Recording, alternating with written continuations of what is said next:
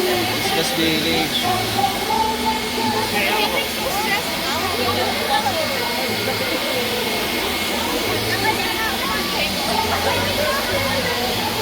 Hey, brother man. Hey. Ano yung sinasabi mo? Ang ganda pala dito sa ano.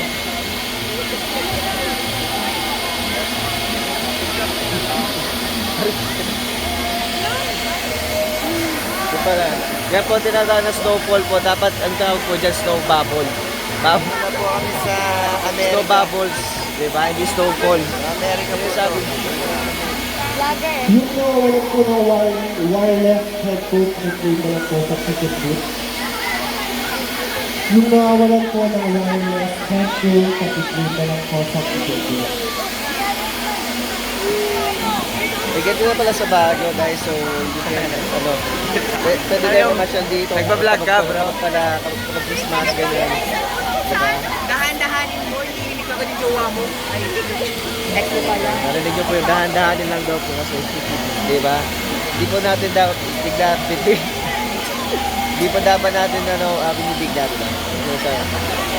So yun nga guys, dahil nga Christmas, maganda pumunta ngayon dito sa Baguio, which is Christmas Village sa tawag. Ang entrance ng mga adult is 120, and yung mga medyo toddler, mga bata-bata, about 50 to 80 pesos ganun. Meron pa po yun. May post pa po doon, di ba?